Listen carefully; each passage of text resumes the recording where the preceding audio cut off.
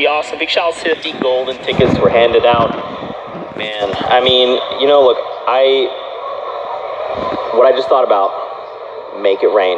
We saw the 20K on the line. So don't forget, right there, you see it, blind in hysteria.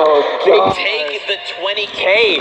And this is what we talked about, man. First game, not many players went for it. They were like, I need to play for points. We see it rolls over, and now suddenly that number is 20K, and players are like, now hold on a minute. It's all situational, right? Maybe the first time around, people were in a situation to make, capitalize. Blind and his teammate sitting right in the box right there, seeing all this, chaos unfold. Take advantage. Picks up 5 elims. 20,000. That's before qualifying. If they make it to grand finals, at minimum they have 5,000. I mean, with those points, they're up there right now. They gotta have a nice foot in the door. I can't wait to see those standings as well. Those standings for sure. We'll get those up for you guys as soon as we can. Oh man, this action has been heating up for sure. There's so much to do, so much to get through. I believe our players are they're all ready, man. They're trying to board the battle bus. Nick's too strong. He's too swole. He's not letting them all through is the problem. So they're very, very quickly trying to get on. You see Pulse and Dingle Derper there. Oh man. So let's talk about this, right? You get through 2 games. Maybe you had a stellar performance. Maybe you haven't. Getting in the mindset of these players, do you think some of these players that maybe haven't performed quite yet, maybe they've been eliminated early, do you think they're like feeling the heat? Do you think they're feeling pressure? Do you think they're like, no, look, we have to let that fall off. We just have to show up. Yeah, just remember, let's throw it back to before the event started. We got to walk in that room where all the players are kind of sitting. Man, you could see the I could hear the heartbeat coming on half of the people there, and you could just tell. So for some people, this is probably their first LAN event, their first ever competitive game, right? So yeah, it matters. All these factors that come into playing and performing under the pressure make or break you as a competitive player. And it looks like we are now loading into our game 3 of Heat 3. Here we go, ladies and gentlemen. Let's hear you make some noise for game number 3 in Heat 3. Battle bus has launched. Players are making their descent onto the island. Let's talk about these buses here. All of them have been northern-ish starting buses. That makes a difference on who touches down first and gets to jump on the farm, right? Because if you take it to the end, other people are already, settling in. Yeah. So some teams, this can definitely impact their early game performance as well. So we'll see. Teams that got to travel way south to like Flush Factory, Lucky Landing, the Westworld, these guys start off on a bad footing, especially if the zone goes north after that. See a lot of these players start to settle. We see some around the floating island. Pleasant Park looks like it's going to be a hot spot. I think there's 3 teams now in Tilted Towers, 2 teams. That's right. Landing at the lake here. And Ghost, Aiden, and Nick Merckx, I believe, are one of those duos. That's right. You see right there, Ghost, Aiden, Nick Merckx. Now, Ryan and Dharma, they go back. They've now traded buildings. Trying to stay away this time, decide not to contest for the main. You've seen multiple squads in Pleasant Park as well. Multiple squads at Flush Factory 2.0. Lane is down. He's super low. Skash needs to make a play or try to go for the revive. He's not going to be able to save his teammate. Summer and Bobby Bojangles here. Their chance to shine. Are they going to be able to make this play? That's a stink bomb coming in from the team. It's going to push straight through that. Knows he's got to get out of there. And it's just a double whammy right there. Semis to the face. Nothing you can do about it. Nice double pickup right there. They just push on through, and now we're back at Tilted Towers. Where Ghost, Aiden, and Nick Merckx are holding it down. Like you talked about, we know there's another duo here as well. Yeah, they came straight over top using that, probably a glider to get right on the balcony, and there it is. Whoa, Ryan gets completely caught off guard. Wow, what just happened right there? That's erased. He tried to go for the floor play to keep his teammates safe, but Nick Merckx and Aiden, they just react faster. Yeah, trying to be sneaky, it doesn't pan out. And now that's it. That's Tilted is theirs. Talk about Westworld. Struggs just goes down right there. So looks like they're going to be able to pretty much probably back the player off. No, he's going to stick around. So if I lose my teammate this early, I don't stay here. It's kind of a risky maneuver to decide to kind of, commit all in. Yeah, I mean, so as you can see, Dan is there as well. We have another duo. I mean, Mystic and Baltic are here in the shots here. They're going to want to come right overhead. They're looking to vulture this action, man. They're like, hey, you guys are fighting. You're probably weak. I mean, look at Shinny, dude. He's like maybe 30 HP, maybe. You take advantage of every opportunity you can. So Mystic probably giving the proper call out to his teammate, like, hey, listen, I know where this guy's at, know where this guy's at. Bring these mats. He goes for it. Yeah, he's going to pop off and fight his boy. Very risky, of course, but this is going to give Baltic the advantage of being able to come in from a side angle, and that's a headshot. It's not what you want when you had the advantage. Now tables are turning. Mystic is just over half now. And he's got no heals. Yeah, here comes the teammate. What's up, Medic? I mean, he brings him the mini, so he's good to go now. Now, here's the thing, man. We're not that far from safe zone. You think they try to fight this out, or you think they just bail? I mean, they've already committed. They made the initial push. I think the mistake was not waiting for his teammate, and you know, they capitalized and lost the element of surprise now. So Shinny here is now finding himself some minis. That's the game changer, confidence booster. 50 on him. He's going to get tagged again. Low ground warrior skills coming out of Dandog are so good right now. Just rotating around, using good navigation here. They're just trying to close this out, man. They're trying to keep alive as long as possible. It's a good shot trade right there. It's going for that high ground. It's burning all the materials they took the time to farm before they came in. This is not the way they wanted this to go. They want it to be short and sweet. These guys are putting up a good fight here. Dandog takes another shot. The jump down comes. He gets straight. It takes fall damage. Shinny goes down. It's a 1v1. Doesn't quite land a shot. It's going to go back to that textbook high ground here. So both teammates are down. The pressure's on for both these players to perform right now. Dandog's got to make the shot. He does not. Baltic. Very nicely done. He finds the angle on him, man, and now he just finds his teammate. He can get the revive off, but they need to start making these rotations. Storm will start closing. But look, Thieves and Replays, they're pretty far away. Yeah, you know, Thieves and Replays have had a lot of trouble here. You know, with these teams landing at Lucky Landed this time around, it's just 3 teams continuously contesting a spot over and over. There's a little replay here. Siba and Boyer XD. What a shot. Just like that. Boyer's so down. The first case of fall damage coming into play. Yeah, we have gliders, brother. Glider. We have gliders. Okay, Thieves and Replays going back at it here. These guys are just holding down the rift. Jay Cuddy's got the free rotation, so you know, a lot of moves to make here. Rick Chase trying to come in. He actually got shot in the back by the team closer to Fatal. They see that, take opportunity to push up. I love the way we're just splitting the rifts there. That means both will despawn, so anybody in that remaining area is not going to have access to them. I mean, interesting enough, they didn't burn the second rift. They actually left it behind, so something to think about. Regular and Juki here. Looks like they're in a little bit of a skirmish. Nice grenade launcher shot there. I mean, look, he's got the hand cannon, man. He can look to make some plays. I hope we get to see him use it, like, and really blow his way through a build. I mean, we've seen people use heavy snipers in that way, right? You just punch through a structure. And our regulars only got the 6-shooter, an AR, This guy's flirting with danger here. Sitting around that build right there. Pulsing a regular, getting pressure by Juki. That means Dingle's just over the hill there. Okay, so Pulse is now down. That means Dingle is by herself.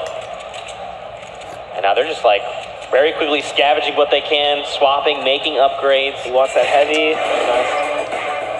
Back over at Pueblo, though. Dandog takes down a player there. And now, I mean, let's take a look at the winners from last game. You had Ghost, Bizzle, and DMO. Back-to-back victory royales coming out from them.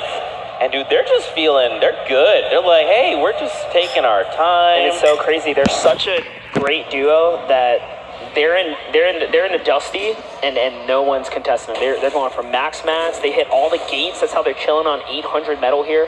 These guys are setting themselves up for a victory. That's a chug and a launch pad. This is so much good. Klinger's coming in now. All the players know that drop was just open. Are they going to give him an actual opportunity here? He even has the launch pad to disengage when he needs to. This is the shield potion. And considering they have to cross the lake here, this is going to be so good. They have a really nice rotation coming up. Oh, Nate Hill takes down Hysteria. And there goes for the finish. Quick window edit right there. It was nicely done. I mean, look, they're just leaving Jo alone. He's going to make that rotation for those materials. All these players are going for it. Tempo and Jo actually split up here.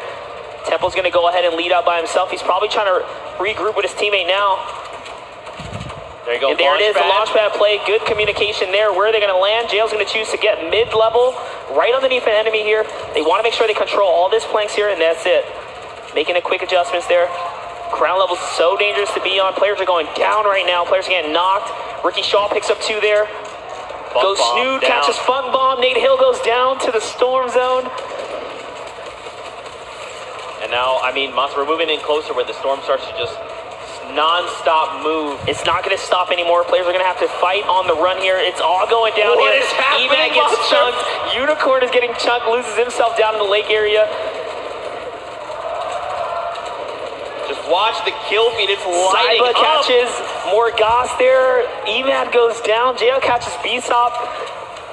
And J.O. and Temple are still just keeping They pace, are on man. a rampage here, guys. They're just catching player after player.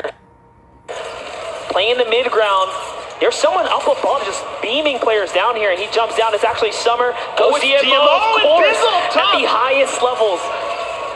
Rise is down. Scruples is by himself. We're down to 17 players suddenly. Oh my gosh, just a quick edit play while he was distracted. Ronaldo goes down now.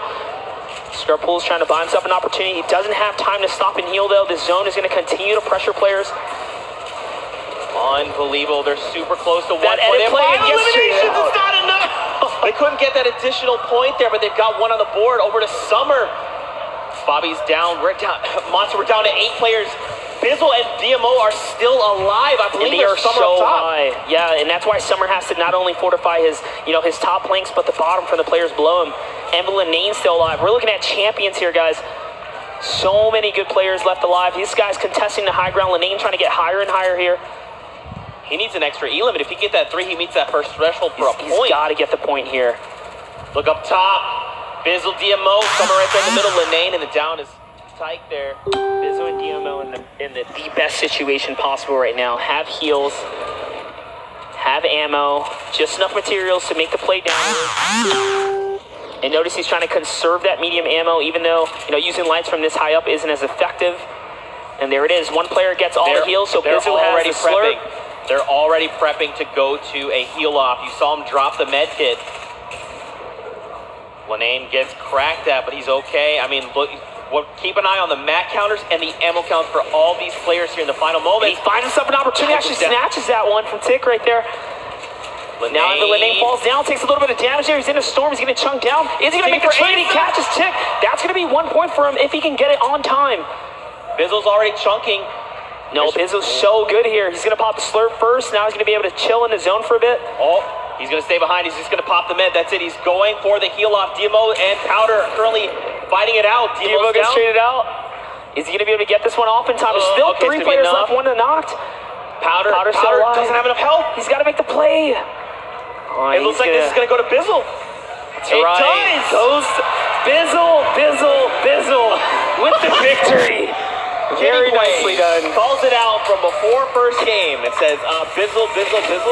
Kitty, are you still out there somewhere? I can't Crazy. Look at the face of excitement. Unbelievable. What we saw there was great preparation coming out for them. They landed up on top of the floating island, and then immediately he turns to teammates, drops the med kit. He's like, look, you got the surf, you got the med kit. Make the play. And it's enough. It's actually perfectly healed, too. He was on the last tick of the storm. There's no mistakes coming out of Bizzle here. Flawlessly executed, perfectly done, traded out. And that's why I consider these guys to be one of my favorite duos in the competitive scene. I called for them to be a dominant squad in this comp. They take Heat 1. Yep. Or Game 1 of Heat 1. Game 1 of Heat number 1. And I mean, this is the kind of way you want to start Heat 1, right? You're like, hey, that's how you want to. We're going to play 3 more games. Absolutely. Wow. Virtually securing themselves. They're big step ahead of the competition right now, so it must feel good for them. Big shouts to that monster performance, holding that high ground. And I said, there's someone beaming from up above. You look up, of course, the Ghost team's up there just holding it down. Winning, and they're doing what they do best.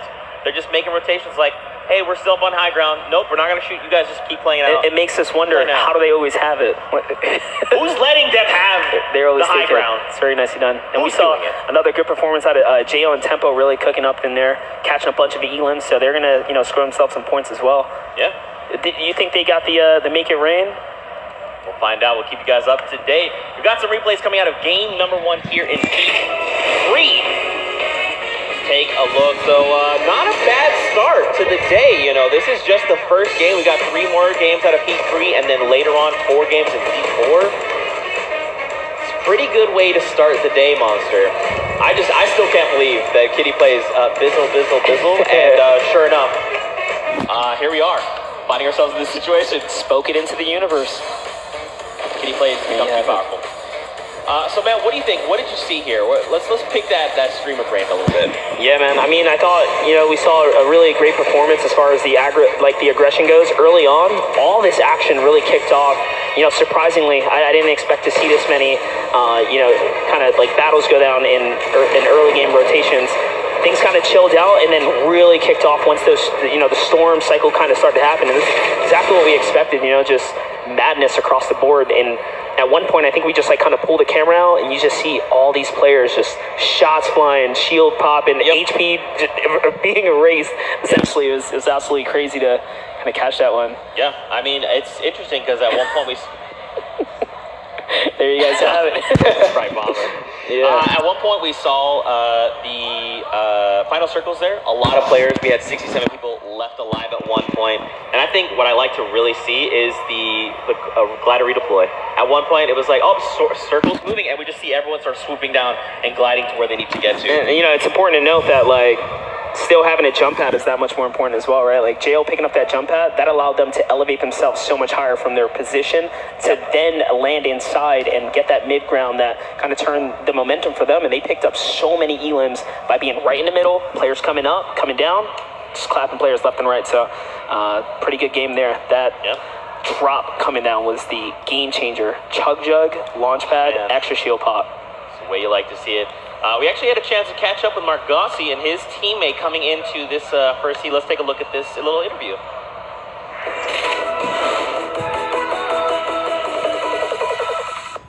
Summer Skirmish has changed my life so much. I mean, it's completely different. I went to last TwitchCon, and I was a fan, coming up to people, but now people ask me to take pictures with me, meet me, they know who I am, and it's surreal, it's crazy.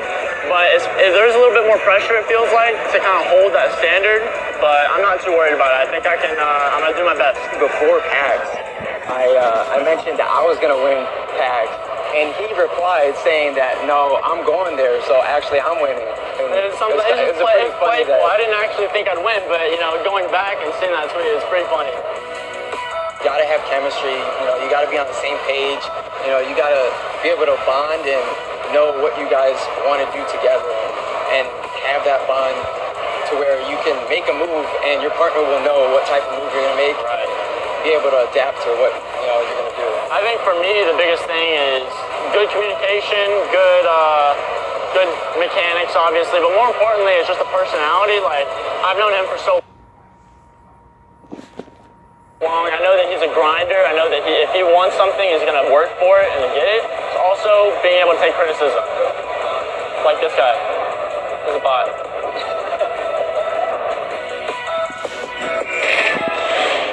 A powerful duo there, and you can see them ready. They're already talking strategy. If you guys didn't know, Saint is actually the winner of the Ninja Vegas event, and then Margossi is the player who won PAX Grand Finals there in solos, so it's a pretty good duo to watch. Yeah, I mean, consistent players across the board right there. I mean, if I'm saying Mord comes to me, I'm like, yes, right? Yes. Let's do it, dude. So they're already proven that, they're winners in all types of competitive environments. And for them to be together on this, I mean, I think we saw them show up just a little bit there, but it's just game one. A lot of opportunity left on the boards, though. Got 3 more games. Let's take a look at the standings as they are coming out of this first game. And right here at the top, Riser and Scruples.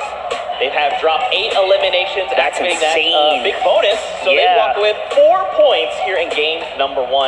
Now, Bizzle and Demo, they did not get any additional elimination bonuses, so just the 3 from the Victory Royale there. But these are your top 12 here out of just game 1. Honestly, that's a lot of points right there, man. For Scruples and R7 to pick up 8 elims, 4 points, that's crazy. Currently, that wild card, 42MZ and Explicit. So again, at the end of the day, we'll have 2 wildcard teams that came in 13th place. We'll judge them based on stats, and one of those 2 teams is moving on to the grand final. So right now, this is your wildcard team. But again, 3 games. We saw the standings make a huge shift yesterday in the final game. Obviously, talking about Vape Jesus and Pain. They come out of nowhere, make first place seed, so action's still just heating up. And that's why, like, when that elim, counter comes up, you want to really push for it.